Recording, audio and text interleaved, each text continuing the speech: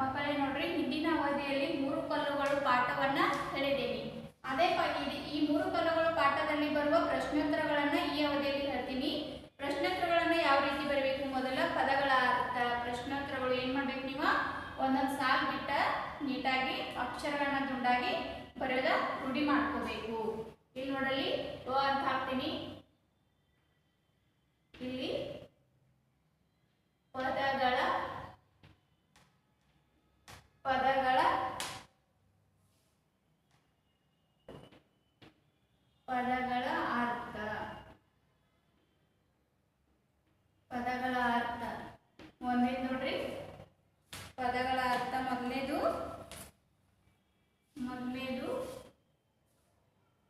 ವಿಗ್ರಹ,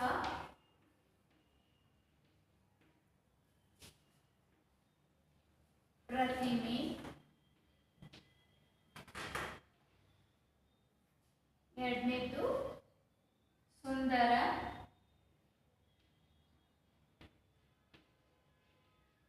ಸುಂದರ,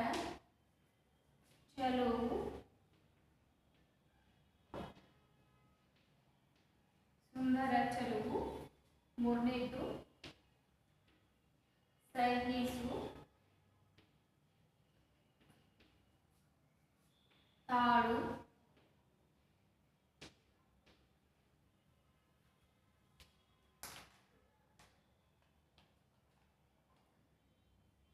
ನೋಡ್ರಿ ಪ್ರಶ್ನೆ ಅಂತ ಹಾಕ್ರಿ. ಈ ಪ್ರಶ್ನೆಗಳಿಗೆ ಒಂದು ವಾಕ್ಯದಲ್ಲಿ ಉತ್ತರ ಬರೆಯಿರಿ.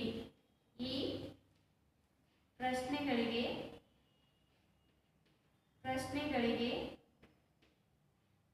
ಒಂದು ವಾಕ್ಯದಲ್ಲಿ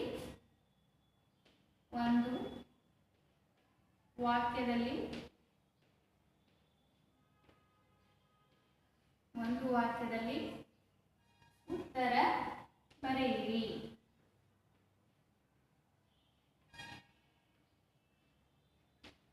ಒಂದು ವಾಕ್ಯದಲ್ಲಿ ಉತ್ತರ ಬರೆಯಿರಿ. ಮೊದಲನೇದು ನೋಡ್ರಿ, ಶಿಲ್ಪಿ ಮೂರು ಕಲ್ಲುಗಳನ್ನು ಏಕೆ ತಂದನು?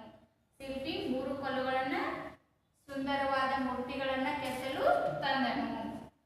ಶಿಲ್ಪಿ ಮೂರು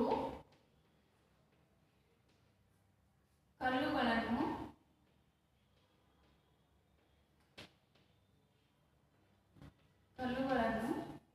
ಏಕೆ ತಂದನು?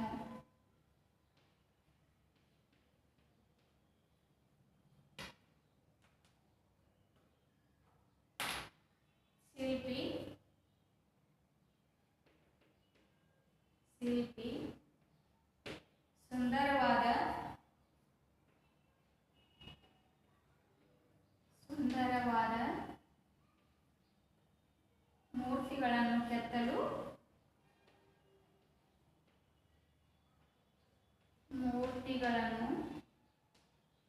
ಮೂರ್ತಿಗಳನ್ನು ಕೆತ್ತಲು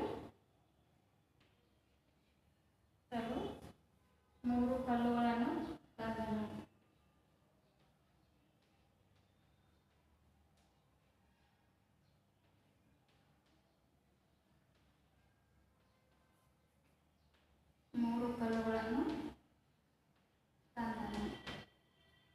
ಎರಡನೇ ನೋಡ್ರಿ, ಶಿಲ್ಪಿಯು ಕಲ್ಲನ್ನು ಕೆತ್ತಲು ಏನನ್ನು ಬಳಸಿದನು? ಶಿಲ್ಪಿಯು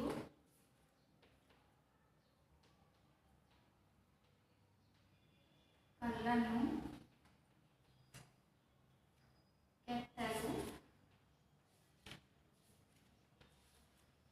ಕೆತ್ತಲು ಏನನ್ನು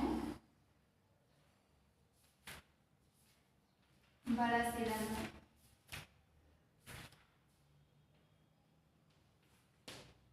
ಶಿಲ್ಪಿಯು ಕಲ್ಲನ್ನು ಕೆತ್ತಲು ಉಳಿ ಮತ್ತು ಸುತ್ತಿಗೆ ಬಳಸಿದನು. ಶಿಲ್ಪಿಯು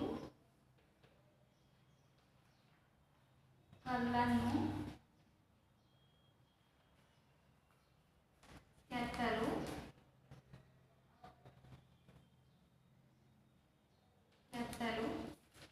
ಉಳಿ ಮತ್ತು ಸುತ್ತಿಗೆ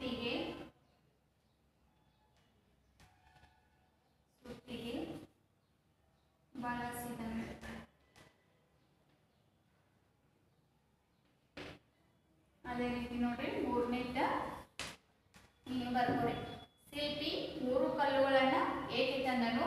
ಶಿಲ್ಪಿ ಸುಂದರವಾದ ಮೂರ್ತಿಗಳನ್ನ ಕೆತ್ತಲು 3 ಕಲ್ಲುಗಳನ್ನ ತಂದನು. ಶಿಲ್ಪಿಯು ಕಲ್ಲನ್ನು ಕೆತ್ತಲು ಏನೇನು ಬಳಸಿದನು? ಶಿಲ್ಪಿಯು ಕಲ್ಲನ್ನು ಕೆತ್ತಲು ಉಳಿ ಮತ್ತು ಸುತ್ತಿಗೆ ಬಳಸಿದನು. ನೀವೇನ್ ಮಾಡಬೇಕು? ಒಂದು ಪ್ರಶ್ನೆ ಆದ ಕೂಡಲೇ ಉತ್ತರ ಬರೆದ ಕೂಡಲೇ ಒಂದೊಂದು ಸಾಲು ಬಿಟ್ಟ ನೀಟಾಗಿ ಅಕ್ಷರಗಳನ್ನ ಸರಿ ತೆಗೆದ ಬರಿಬೇಕು. ಈಗ ನೋಡ್ರಿ 2 ಆಯ್ತು, 3ನೇ ನೋಡೋಣ.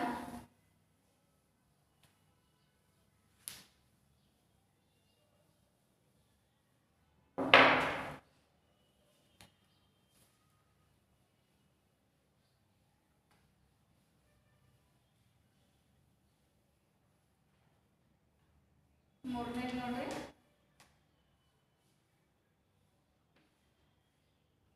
ಯಾವ ಕಲ್ಲು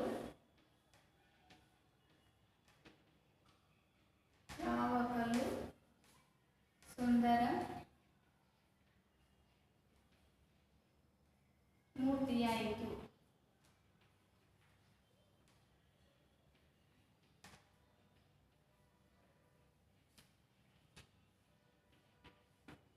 ಮೂರನೇ ಯಾವ ಕಲ್ಲು ಸುಂದರ ಮೂರ್ತಿಯಾಯಿತು? ಮೂರನೆಯ ಕಲ್ಲು ಸುಂದರ ಮೂರ್ತಿಯಾಯಿತು.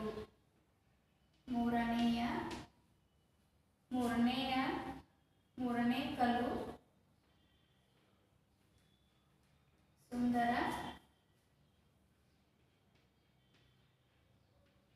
ಮೂರ್ತಿಯಾಯಿತು.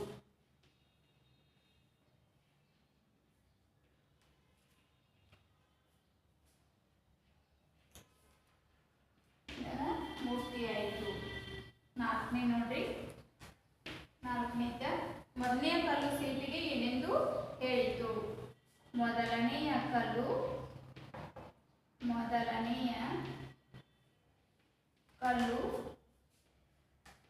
ಮೊದಲನೆಯ ಕಲ್ಲು ಶಿಲ್ಪಿಗೆ ಏನೆಂದು ಹೇಳಿತು?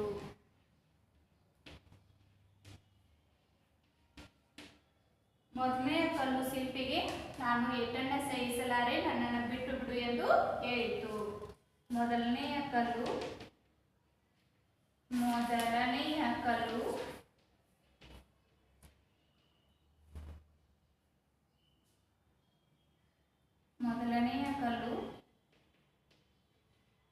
ಶಿಲ್ಪಿಗೆ ನಾನು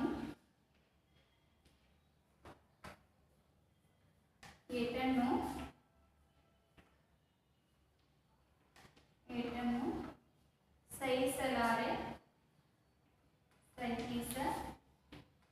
ಸಹಿಸಲಾರೆ, ನನ್ನನ್ನು ಬಿಟ್ಟು ಬಿಡು ಎಂದು ಹೇಳಿತು. ನನ್ನನ್ನು ಬಿಟ್ಟು ಬಿಡು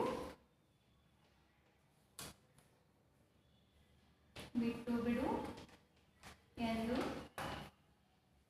ಹೇಳಿತು.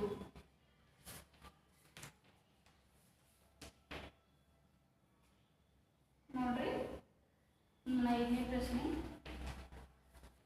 ಮೂರನೇ ಕಲ್ಲು ಹೇಗೆ ಸುಂದರ ಮೂರ್ತಿಯಾಯಿತು? ಮೂರನೆಯ ಕಲ್ಲು ಹೇಗೆ ಸುಂದರ ಮೂರ್ತಿಯಾಯಿತು?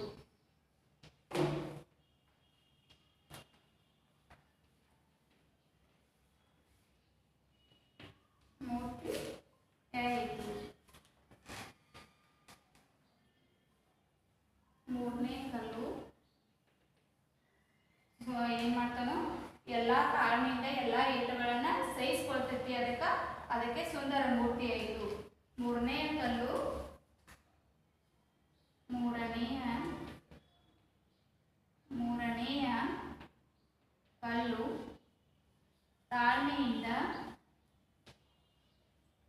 ತಾಳ್ಮೆಯಿಂದ ಎಲ್ಲಾ ಏಟುಗಳನ್ನು ಸಹಿಸಿಕೊಂಡಿತು.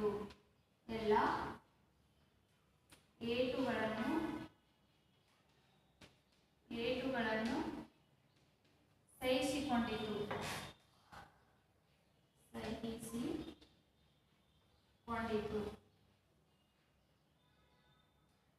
ಸಹಿಸಿಕೊಂಡಿತು.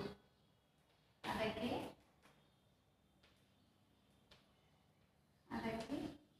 ಸುಂದರ ಮೂರ್ತಿಯಾಯಿತು. ಸುಂದರ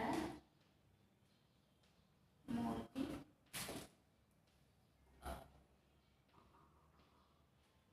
ಮೂರ್ತಿಯಾಯಿತು. ಈಗ ನೋಡ್ರಿ ಮಕ್ಕಳೇ, ಮೂರನೇದು 2 ವರ್ಷಿನಲ್ಲಿ ಹೋದ್ರಿ. ಯಾವ ಕಲ್ಲು ಸುಂದರ ಮೂರ್ತಿ ಆಯಿತು? ಮೂರನೇ ಕಲ್ಲು ಸುಂದರ ಮೂರ್ತಿ ಆಯಿತು. 4ನೇದು ನೋಡ್ರಿ, ಮೊದಲನೆಯ ಕಲ್ಲು ಶಿಲ್ಪಿಗೆ ಏನೆಂದು ಹೇಳಿತು? ಮೊದಲನೆಯ ಕಲ್ಲು ಶಿಲ್ಪಿಗೆ ನಾನು ಏಟನ್ನು ಸಹಿಸಲಾರೆ, ನನ್ನನ್ನು ಬಿಟ್ಟು ಬಿಡು ಎಂದು ಹೇಳಿತು. ನೋಡ್ರಿ 5ನೇ ಪ್ರಶ್ನೆ ನೋಡ್ರಿ, ಮೂರನೆಯ ಕಲ್ಲು ಹೇಗೆ ಸುಂದರ ಮೂರ್ತಿ ಆಯಿತು? ಮೂರನೆಯ ಕಲ್ಲು ತಾಳ್ಮೆಯಿಂದ ಎಲ್ಲಾ ಏಟುಗಳನ್ನು ಸಹಿಸಿಕೊಂಡಿತು, ಅದಕ್ಕೆ ಸುಂದರ ಮೂರ್ತಿ ಆಯಿತು. ಇನ್ನೊಂದು ಪ್ರಶ್ನೆ ಐತಿ ನೋಡ್ರಿ, 6ನೇದ.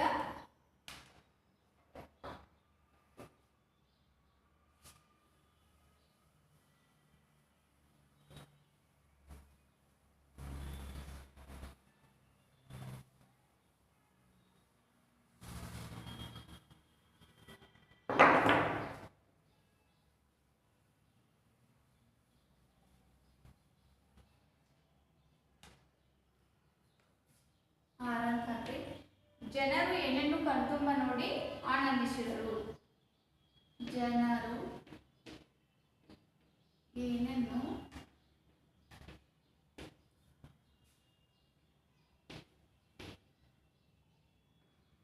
ಕಣ್ತುಂಬ ನೋಡಿ ಆನಂದಿಸಿದರು.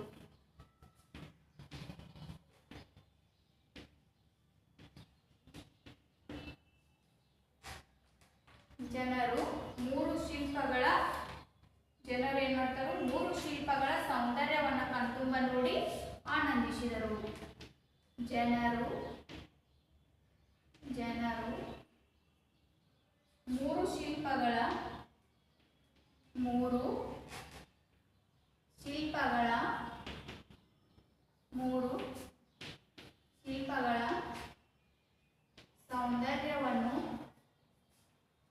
ಸೌಂದರ್ಯವನ್ನು ಕಣ್ತುಂಬ ನೋಡಿ ಆನಂದಿಸಿದರು.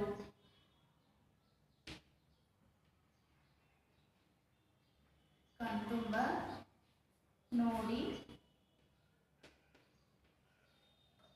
ಆನಂದಿಸಿದರು.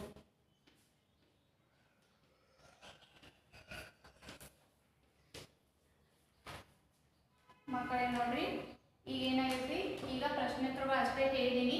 ಇನ್ನು ಮುಂದಿನ ಅವಧಿಯಲ್ಲಿ ಬಿಟ್ಟ ಸ್ಥಳ ಮತ್ತು ಕೊಟ್ಟಿರೋ ವಾಕ್ಯಗಳನ್ನ ಸರಿಪಡಿಸೋದ ಹೇಳ್ತೀನಿ. ನೋಡ್ರಿ 6ನೇ ಪ್ರಶ್ನೆ ನೋಡ್ರಿ, ಜನರು ಏನನ್ನ ಕಣ್ತುಂಬ ನೋಡಿ ಆನಂದಿಸಿದರು. ಜನರು 3 ಶಿಲ್ಪಗಳ ಸೌಂದರ್ಯವನ್ನ ಕಣ್ತುಂಬ ನೋಡಿ ಆನಂದಿಸಿದರು. ನೀವೇನ್ ಮಾಡ್ಬೇಕು? ಇನ್ನೊಂದು ಬರ್ಸ್ತೀನಿ ನೋಡ್ರಿ. ಮಾದರಿಯಂತೆ ಪದಗಳನ್ನ ಕೂಡಿಸಿ ಬರೀಬೇಕು. ಈಗ ನೋಡ್ರಿ, ಪದಗಳ ಅರ್ಥ ಒಂದೇದು ಅ ಅಂತ ಹಾಕ್ರಿ, ಪ್ರಶ್ನೋತ್ತರಗಳು ಆ ಅಂತ ಹಾಕ್ರಿ, ಇದ ಈ ಅಂತ ಹಾಕ್ಬೇಕು. ನೋಡಲ್ಲಿ ಮಾದರಿಯಂತೆ ಪದಗಳನ್ನ ಕೂಡಿಸಿ ಬರೀಬೇಕು. ಮಾದರಿಯಂತೆ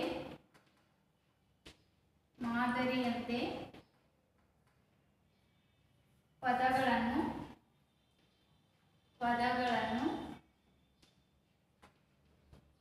ಕೂಡಿಸಿ ಬರೈ.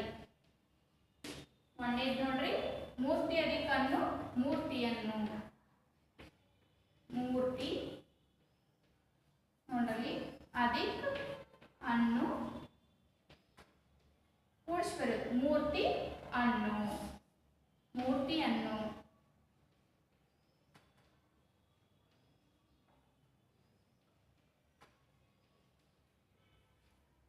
ಪದಗಳನ್ನ ಕೂಡಿಸಿ ಬರೋದು. ಮೂರ್ತಿ ಅಧಿಕ ಅನ್ನು ಮೂರ್ತಿಯನ್ನು. 2ನೇದು ನೋಡ್ರಿ, ಶಿಲ್ಪಿ ಅಧಿಕ ಅನ್ನು ಶಿಲ್ಪಿಯನ್ನು, ಶಿಲ್ಪಿ ಅಧಿಕ ಅನ್ನು ಶಿಲ್ಪಿಯನ್ನು.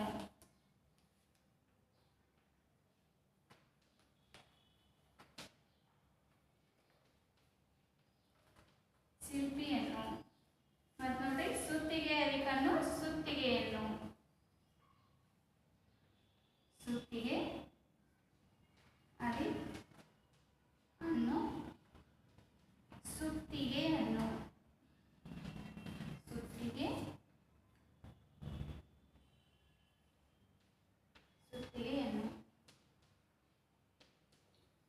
ಏನು ಮಾಡಬೇಕು, ಮಾದರಿಯಂತೆ ಪದಗಳನ್ನು ಕೂಡಿಸಿ ಬರೆಯೋದು. ಈಗ ಮೂರು ಕಲ್ಲುಗಳು ಪಾಠದಲ್ಲಿ ಬರುವ ಇನ್ನ ಪ್ರಶ್ನೋತ್ತರಗಳಿದಾವು, ಅದು ಮುಂದಿನ ಅವಧಿಯಲ್ಲಿ ಹೇಳ್ತೀನಿ. ಈ ಅವಧಿಯಲ್ಲಿ ಈ ಅವಧಿಯನ್ನು ಮುಗಿಸುತ್ತೇನೆ. ಧನ್ಯವಾದಗಳು.